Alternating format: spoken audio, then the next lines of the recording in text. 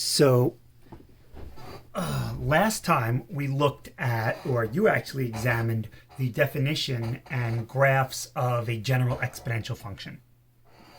And now we're going to get into kind of applications of exponential functions.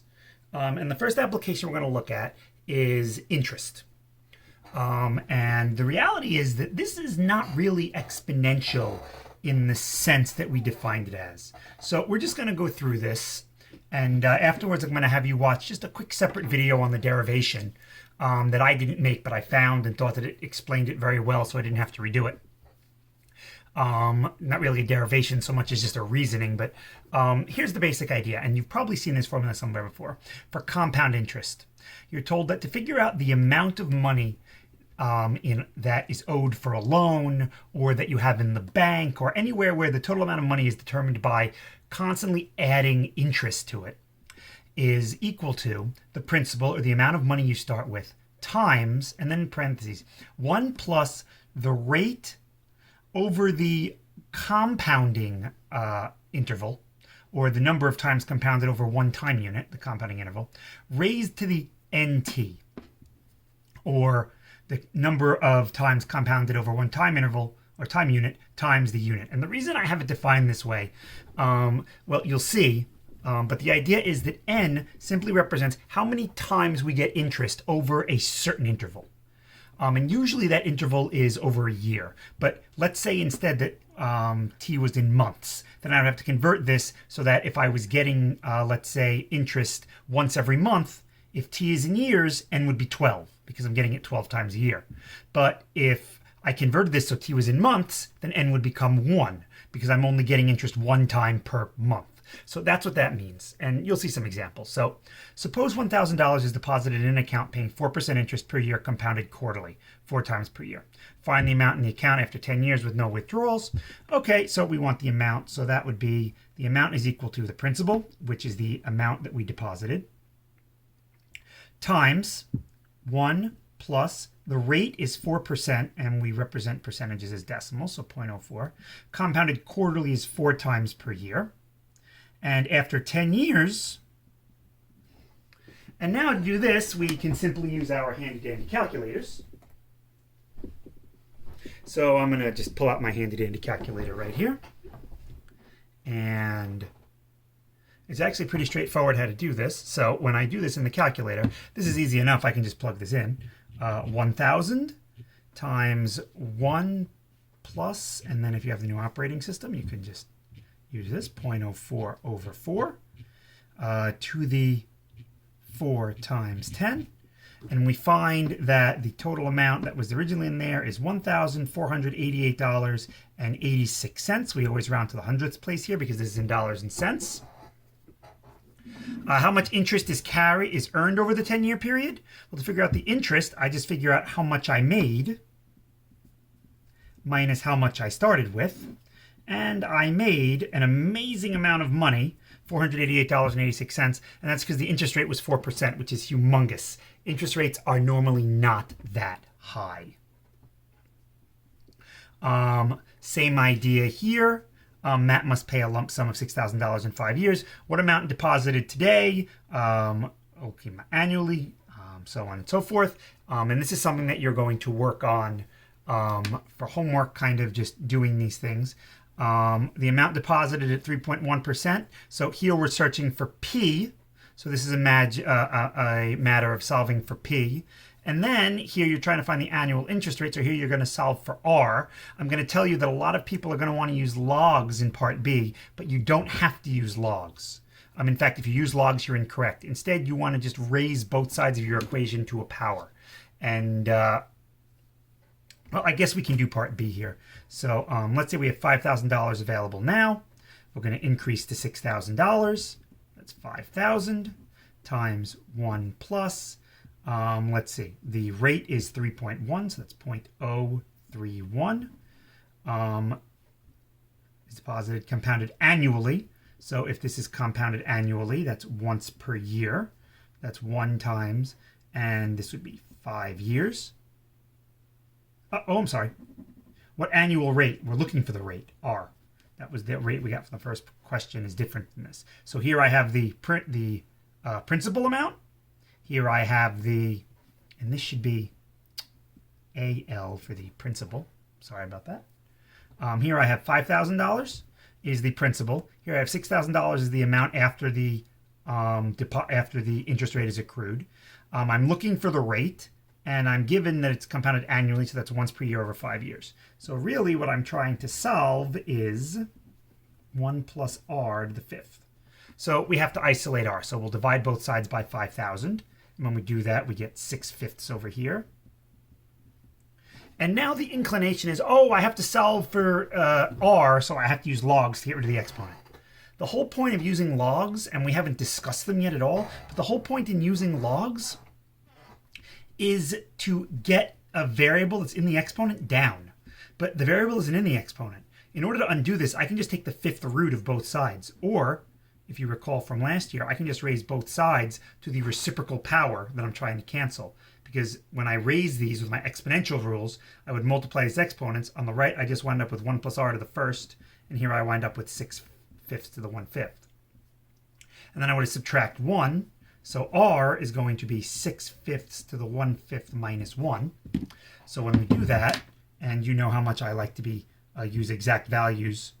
Also, by using exact values throughout the problem, I avoid possible rounding errors. Because if I rounded prior to finishing the problem, then I could introduce some more error. And now I will approximate. So if we approximate this, let's convert that to a decimal. We find that r is approximately 0.037137. And since it's a rate, we want this in percentage. So that's 3. Let's go out 2 decimal places, 71%. And we'll just make that a convention, just like with money. If we're dealing with interest rates, we'll go out to the hundredths place for the percentage, not for the decimal. So this would be 3.71%. Problem 3, same basic idea, which I'll let you do. But problem 4 is where things get interesting. So we're going to do problem 4 together. It's starred. So here's the interesting thing. Ready? A person invests $1,500 into an account. So my principal is going to be $1,500. The interest on the account is compounded once every 4 months, over 54 months.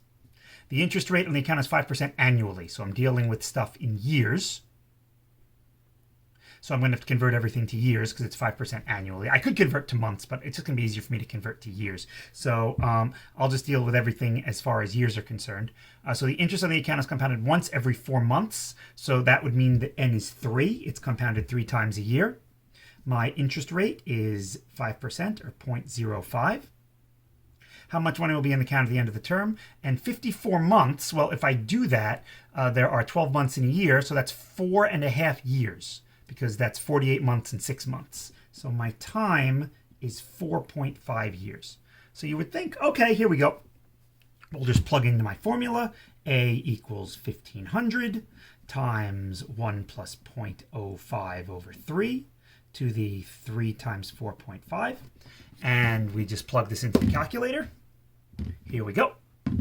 And maybe some of you right now are screaming at the screen, or thinking about screaming at the screen in your heads, but we go to the calculator, and here we have 1,500 times 1 plus alpha y equals 0.05 times 3 to the 3 times 4.5. And you're like, oh, okay, so the final amount is going to be $1,875. And you would be wrong. And this is the problem, and I've said it from the beginning, with just memorizing formulas. It's important to understand what's going on here. So let's actually analyze the situation. And we could have done this with any problem, but we'll do it here because here it actually, you'll see, manifests itself as an inconsistency with the formula and just plugging things in. So we start off, we put $1,500 into the account. And the interest on the account is compounded once every 4 months. That means if I put this in on January 1st, on January 15th, I haven't earned any interest yet because the interest hasn't been compounded. When interest being compounded means that's when the interest is added to your account. So 2 weeks later, I still have $1,500 in this account. In fact, 1 month later, I still have $1,500 in this account. In fact, if I'm in April 15th, I still only have $1,500 in this account because April 15th is not 4 months yet. 4 months from January 1st would be May 1st. So up until May 1st, all I have is $1,500. And if I were to graph this out on a graph, here's 0 and then here's 4 months. For the first 4 months, there's the amount of money that I have. And then right when that 4-month period is up, boom, they add the interest. And then for the next 4 months, I have a steady amount of money in there. Nothing gets added. And then boom, it grows. The difference in the steps keeps increasing. That's an exponential difference. The next point would be even higher, and the next point, the space between would be even higher. And that's where this exponential growth comes in. But otherwise, this is just a step function. So why is this answer wrong? Well, let's see. Our interest is compounded every 4 months. So that means every third of a year. Well, that means I'm going to be compounded at 1/3 of a year, 2/3 of a year, and then 1 full year. And then again at 4/3, 5/3, and 2 full years. 7/3, 8/3, and 3 full years. 10/3, 11/3, and 4 full years. 4 full years or 12/3 of a year. And then a year and 3 months. 4.3 repeating. And then the next time I get money will be at 4.6 repeating, which means the amount of money I have at time 4.5 years is the exact same amount that I have at 4.3 repeating, or 4 years and 4 months, or 4 1/3 years, which is 13/3 years. Just because I'm jumping ahead to 4.5 years doesn't mean the amount of money in my account is going up. It stays the same from 13/3 of a year. In fact, from 12/3 of a year up until 15/3 of a year. No, from 12/3 of a year. Yeah, it stays the same. I'm only doing this every third of a year. Sorry, so it stays the same from 12/3 of a year to 13/3 of a year, and then from 13/3 of a year to 14/3 of a year. Well, this number is in between 13/3 and 14/3. So the amount of money in here at 4.5 years is the exact same amount of money in here at 13/3 of a year. So the correct way to calculate the amount of money is not to use the actual time, but to use the last time when the money was compounded.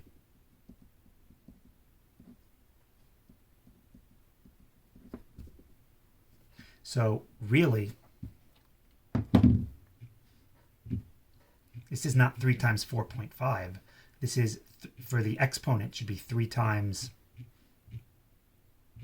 13/3. Or in other words, the money in my account is going to be compounded, the 3's cancel, 13 full times. I'm only calculating the interest 13 full times. I haven't made it to the 14th third of a year yet. So the amount of money in my account is only going to be $1,859.57. And if you go, well, it's not that much of a difference, that's fine. Give me $15.43. You can mail it to me. That's fine. Mail it to the school. I'll pick it up, if someone doesn't take it first. That's a joke. Don't actually mail money to the school. That's silly. Don't do it. But this is the idea. And you'll notice in the first problem, we didn't even consider that. And why didn't we consider that? Well, this was compounded quarterly, 4 times a year. We wanted to know how much was in the account exactly 10 years later. Well, exactly 10 years later is 40 quarters. Or exactly 10 years. The point where I was trying to find how much money was in my account is the exact time when the compounding occurs. So they're one and the same. I can just plug them in.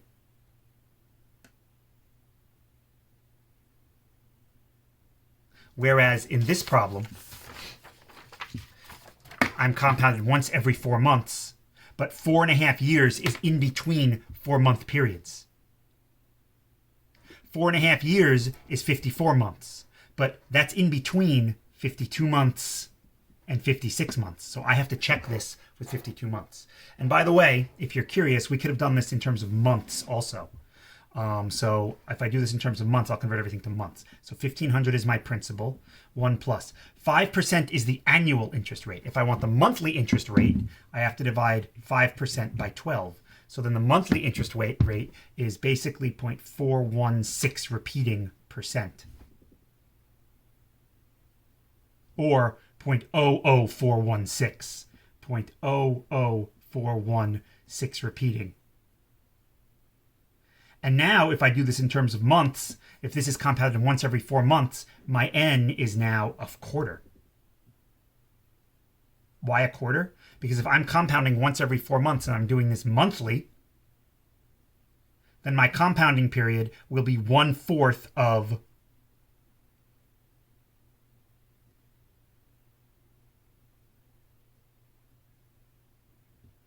if I compound once every 4 months, sorry, and I'm doing this monthly, sorry, did it backwards.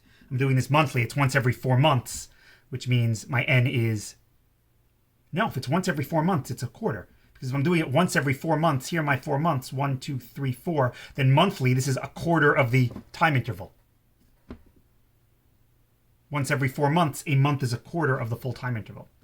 And then that would be raised to the 1/4. And then the number of months I would use is 52. And this should give me the same answer. And here's hoping that it does. Times, or something similar, because I'm going to have to approximate here. 1 plus 0.0041, and we'll just throw in a whole bunch of sixes. Over a quarter is 0.25. And then we'll raise that to the 52 divided by 4 is 13. Boom. $1,159.57. So I could convert everything to months, but that means taking the annual interest rate and dividing it by 12, so I get the monthly interest rate. That means taking this once every 4 months, where that's 3 times a year, and then saying, well, how many times a month is once every 4 months? Well, it's a quarter. So that takes a little bit there, but I still wind up with the same answer. So anyway, there's that. And then the last interesting thing that we're going to start looking at here for this is the last question, and then the rest will be left up to you to do. If $1 is invested at 100% interest per year, find the total amount at the end of 1 year of interest. So my principal here is 1. The rate, I'm going to do this yearly, is 100%, or converted is 1. And my n, it's changes with each one. And it says find total amount at the end of 1 year. So my t is going to be 1. So let's see. Triennially is once every 3 years. So that would mean that my n should be a third. But we talked about this just in the last problem. If I'm compounding once every 3 years, at the end of 1 year, I'll have the same amount of money that I started with. I haven't compounded any interest yet. So kind of a trick question. Same thing here. If I don't get any interest till 2 years later, at the end of the first year, I only have what I put in. Annually, however, well, that means once a year. Now we're in business. So here, it's my principal times 1 plus the rate over, well, here my n is 1 to the nt, and that's easy enough. 1 plus 1 is 2. 2 to the 1 is 2, so that's, I would have $2. I should put the $sign on here, okay? And that makes sense. If I had $1 in the account, the first time I gain 100% interest, it would jump up to $2. Okay, what if it's semi-annually? So what does that mean, semi-annually? So semi-annually means twice a year. So that means I'm going to compound this twice a year, which means after 6 months, I'm going to get 50% of what, 100% of what's in my thing. So after 6 months, my $1 will go to $2. And then after another 6 months, I'll be getting 100% again. So let's see what that gives us. So in this case, my principal is 1. Here, I'm compounding twice per year. So this is 3 halves squared is 9 quarters. That's $2.25. And that makes sense. Why does that make sense? Well, what am I doing here? Well, at the end of half a year, I am compounding this. So I get my $2, and then I get a little bit more because then I compound it a second time. In essence, what I've done is I've said, okay, take this amount of money, compound it once, and I would get 3 halves. I would get $1.50. Because it's 100% interest per year, halfway through the year would be 50% interest. 50% of $1 is 50 cents. I get the $1.50. And then the second half, I get the other 50%. Well, 50% of $1.50 is 75 cents. So that $1.50 and 75 cents gives me $2.25. And the video you'll watch explains a little bit better about this formula. Okay, triannually. That's when n is 3. So if I did this, 1 plus 1 times to the 3 times 1, well, now this is 4/3 cubed, and that's not that hard. Let's see, 4/3 cubed. Oops, 4/3 cubed, not 4/6 cubed, is $2.37. You'll notice the amount of money keeps on going up. So your job is to continue this and figure out what happens if we compound 4 times a year, 6 times a year, 12 times a year, 24 times a year. And then if we keep going. Weekly, well, you might have to look out how many weeks are in a year. Daily, assuming a non-leap year. Hourly, well, that's great. Figure out how many hours there are in a year. Minutes, well, I'm not going to tell you how many minutes there are, but there is a beautiful song from the musical Rent that tells you how many minutes are in a year. And that's how you measure a year. And then finally, what I want you to do is I want you to notice that what we're doing there is we're basically taking this function. The n is increasing. Everything else is staying as a 1, and the n is going up. And use your calculator, try and figure out what's the n behavior. Like, try and come up with a number. And the calculator is going to round, obviously, but see if you recognize the number, because it's kind of a number that makes sense a little bit. And see if you can figure out what it is. So your homework is going to be, for now, just finishing up this guy and then watching the additional video that I'm going to link to. And that's it. And I hope that this made sense and reviewed a little bit. All right, cool. And yeah, I like this lesson. Since I hope that this is going to open up your eyes a little bit, you get the eyebrow seal of approval. All right.